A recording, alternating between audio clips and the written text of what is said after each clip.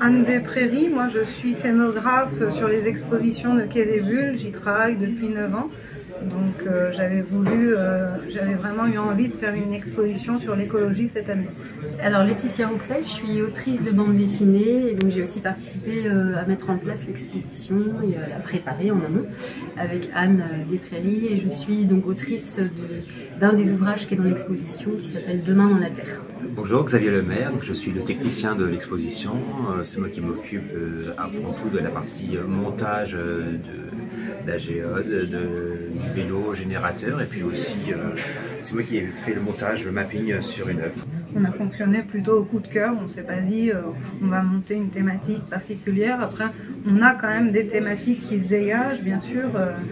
Je dirais une sur la permaculture, la biodiversité, le jardin, l'agriculture bio, une autre sur un peu l'urgence climatique, avec quelque chose un peu de plus grave, on va dire, dans le sujet. Et puis on a aussi le livre de Benjamin Flao, qui est quand même plutôt une fiction. Donc là, on a quelque chose de différent. C'est pour ça qu'on a voulu le traiter différemment en mapping. Bon, en fait, c'est né d'abord d'une angoisse personnelle, je pense. Et moi, j'avais envie de dire des choses un peu joyeuses et, comme vous dites, concrètes. Et j'ai lu les essais de Jacques Kapla, avec qui j'ai travaillé pour cet album, qui est agronome. Donc, il a sorti un certain nombre d'essais sur l'agrobiologie aux éditions Actes Sud. Et quand je les ai lus, je me suis dit que c'était le bon angle d'attaque, parce qu'en fait, il n'est pas sur le jugement, il n'est pas dans la frontalité entre deux mondes, les bio, les pas bio. Hein. Et moi, ça m'a donné beaucoup d'espérance de lire ces livres-là. Donc je me suis dit qu'il fallait que ça soit accessible en fait à un large public, d'où le choix de la bande dessinée. Et en fait, Jacques a été tout de suite preneur, en fait, parce qu'il est très amateur de bande dessinée. Voilà. Et pour en revenir au but, effectivement, il y a un vrai côté pratique dans l'ouvrage. Après, il est quand même assez copieux, il est relativement technique, et on s'adresse quand même à un public d'agriculteurs. Voilà. Même s'il est ciblé tout public,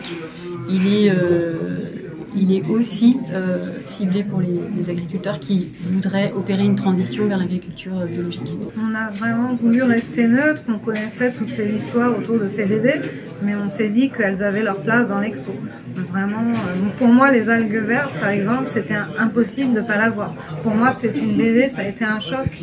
Au-delà de l'histoire des algues vertes, l'histoire de la mise en place de l'agriculture en France et tout ce qui va politiquement dans cette BD, tout ce qui est présent, c'est énorme. Je sais même pas comment cette BD a pu sortir au final, tellement elle implique de gens. Du côté de Saint-Brieuc, ouais. Donc des plages qui sont infestées en fait d'algues vertes qui viendraient en fait de la pollution liée aux exploitations agricoles de porc. Bon, après les agriculteurs sont aussi victimes de tout ça, parce que c'est la mise en place de choses qui les dépassent aussi. Le montage, en fait, on a voulu un montage vidéo avec des respirations, c'est-à-dire qu'en fait, il y a de la narration en off, et puis on laisse après au spectateur le temps de pouvoir savourer ces belles images, ces beaux graphismes de Benjamin Flao. Voilà. Donc c'était ça, c'était des temps de respiration alternés par des temps de narration. Le travail de Laurent, on l'a vu hier parce qu'on a vu une table ronde justement sur le sujet avec l'auteur de Laurent qui s'appelle Luc Bienvenu, et en fait c'est la rencontre de Luc Bienvenu et de Laurent Houssin. Luc Bienvenu a un jardin pédagogique au sud de Rennes où il expérimente beaucoup de choses, et donc du coup Laurent apprend de Luc plein de choses, et du coup on se met un peu, il y a le Candide, et puis il y a la personne qui sait un petit peu plus de choses sur la permaculture. Enfin, il serait pas content que je dise permaculture d'ailleurs. Voilà, un petit peu sur comment organiser un jardin, les expériences qu'on peut faire, tout ce qui se passe avec la terre, le compost, etc. Et il y a un côté très ludique dans cette BD, très frais, que moi j'aime beaucoup aussi, justement. Un peu de naïveté, mais du coup on a beaucoup d'explications. Alors des fois c'est un petit peu dense, mais en même temps, ça reste assez pédagogique et ludique. On a voulu fabriquer une serre, donc voilà, parce que la serre c'est aussi un moyen de pouvoir produire chez soi, etc. Et donc la sphère géodésique, ça permet aussi de montrer aux gens qu'on peut construire facilement une serre.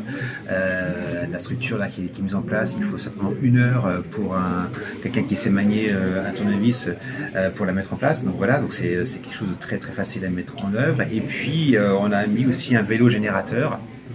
Donc un vélo sur lequel on peut venir pédaler pour produire de l'électricité. Donc c'est pour montrer aussi que qu'il est aussi facile de construire soi-même avec des objets de récupération des machines à produire de l'énergie. Voilà, et de l'énergie qui serait utile pour le coup. Bon là ici dans l'exposition l'énergie sert simplement à éclairer la serre, mais on pourrait très bien imaginer de charger son téléphone portable par exemple. Voilà. Très important ça de ma part de vouloir justement utiliser des matériaux recyclables. Donc on a utilisé des panneaux vierges sans coton gratté inifugé qu'on jette à la fin de chaque expo. On n'a pas voulu une moquette non plus parce que ça on arrive toujours à la recycler sur le festival, mais c'est quand même une dépense qui ne dure que 3 jours. Là on a une expo qui dure 1 mois, donc ça va quand même, mais bon, on n'a pas voulu ça. On a essayé de minimiser nos déplacements pour nous voir dans les réunions. Ça va parce qu'avec Laurent et Laetitia on habite à 15 minutes les uns des autres, donc c'était facile. On a essayé de jeter nos déchets d'expo, d'utiliser sac jaune, sac noir, voilà, un minimum, mais c'est vrai que bon, j'aimerais bien que dans le festival on soit plus attentif à toute cette gestion des déchets. Il y a des associations qui existent pour accompagner les festivals d'ailleurs sur cette gestion des déchets. Moi j'adorerais qu'elle puisse continuer à circuler un peu partout en France, pourquoi pas. Après on peut la modifier pour qu'elle puisse être transportable, on peut imaginer avoir le kit avec le vélo, la serre, ça fait beaucoup, mais bon, pourquoi pas. Pourquoi pas, tout à fait. Elle existe, donc elle a été conçue, oui, elle peut continuer à vivre, ça serait bien. Parce que je pense que la BD est vraiment un bon média pour pouvoir transmettre toutes ces connaissances autour de la biodiversité et puis informer les gens aussi sur l'actualité, sur l'écologie. Voilà. Dans un premier temps, moi, ça me plairait énormément de développer ce concept de l'exposition mobile